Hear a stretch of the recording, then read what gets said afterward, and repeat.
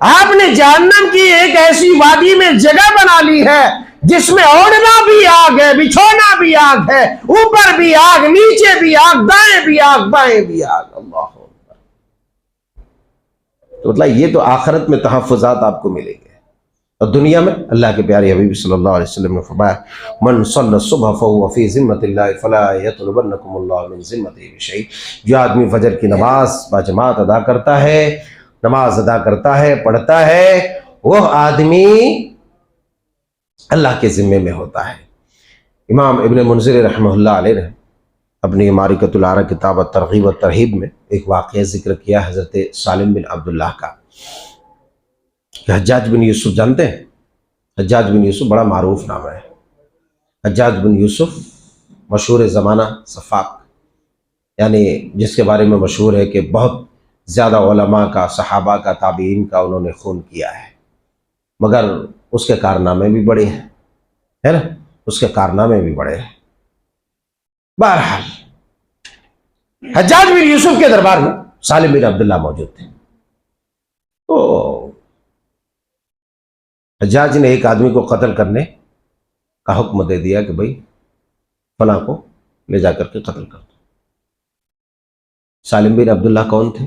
سالم بن عبداللہ بن عمر رضی اللہ تعالیٰ۔ لے کے چلا گیا، جاتا رہا، راستے میں جاتا رہا، پوچھا کہ بھئی آپ نے فجر کی نماز پڑھی؟ جی ہاں میں نے فجر کی نماز پڑھی۔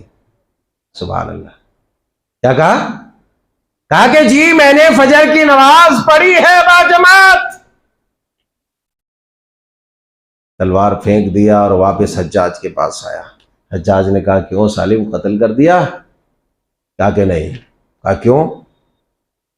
کہا کہ اللہ کے پیارے حبیب علیہ السلام کا یہ فرمان موجود ہے من صلی الصبح فہو فی ذمۃ اللہ، کہ جو فجر کی نماز ادا کر لیتا ہے وہ اللہ کے ذمے میں آ جاتا ہے، اور جو اللہ کے ذمے میں آ گیا سالم کی یہ جرأت نہیں، مجال نہیں کہ وہ کسی اللہ کے ذمے میں جو ہے اللہ کی نگرانی میں اسے وہ قتل کرے۔ سبحان اللہ، دیکھ سکتے ہیں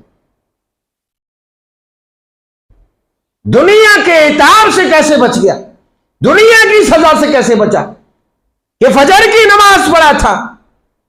آپ کہیں گے نہ آپ حجاج ہے اور نہ آپ سالم ہے نا، کیا وہ اللہ عالم نہیں ہے؟ وہ اللہ مالک الکل قادر الکل نہیں ہے؟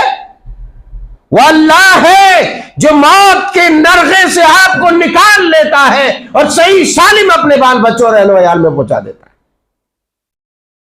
ان میں کئی بار آپ کی زندگی میں ایسے موقع آئے جس میں آپ فنا ہو سکتے تھے، تباہ ہو سکتے تھے، مگر اللہ نے آپ کو بچایا۔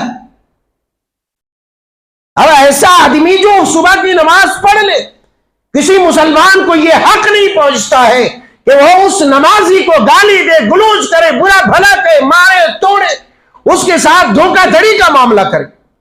اگر کرتا ہے تو اللہ کے پیارے حبیب علیہ السلام نے فرمایا فلا یطلبنکم اللہ من ذمتہ بشیء، تو ڈرنا چاہیے اس آدمی کو کہ اللہ تبارک و تعالی اس آدمی کے متعلق ان سے کچھ بات پرس کر لے، کچھ پوچھ لے، اور جب پوچھ لے گا تو اللہ تبارک و تعالی اسے اندھا بہرا کر کے جہنم میں ڈال دے گا۔ ہم بات بات پر اپنے مسلمان بھائی جو نمازی ہے اس کو گالی دے دیتے، اس کی عزت کے پر خچے اڑاتے، اس کی عزت کو تار تار کرنے کی کوشش کرتے، اپنے سگوں کو ہم نہیں چھوڑتے۔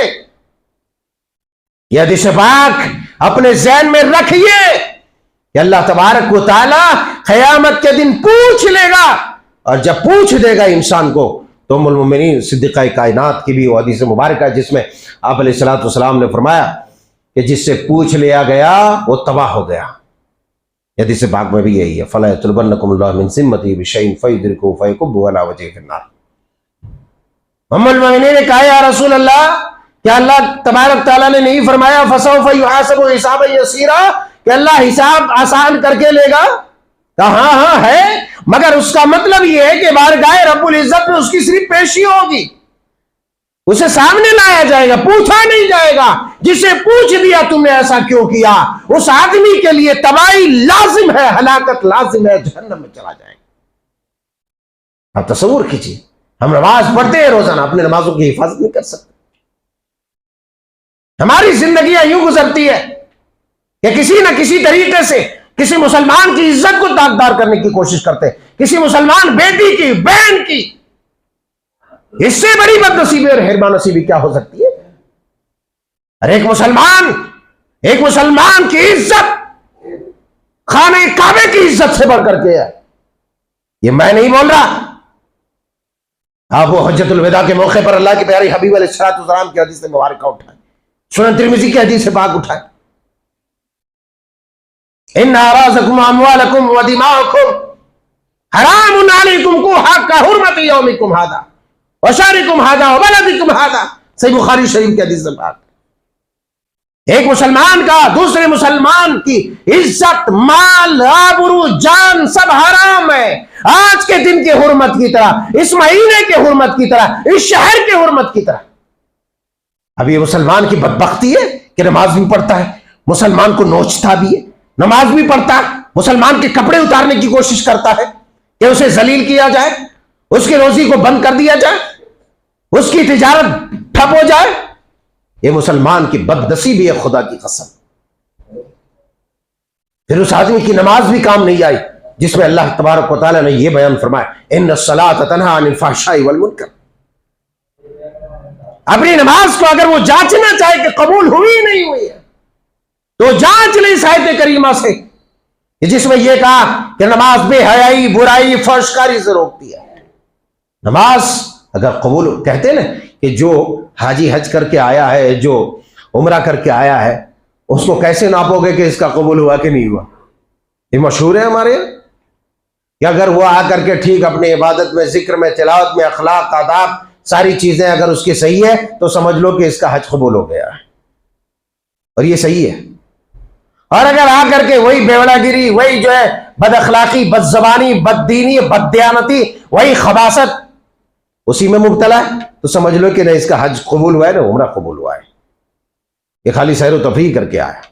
اسی طریقے سے ہماری نماز قبول ہوتی ہے نہیں ہوتی ہے، ہماری زبان بتائے گی، ہمارا اخلاق بتائے گا، ہماری عادات بتائے گی۔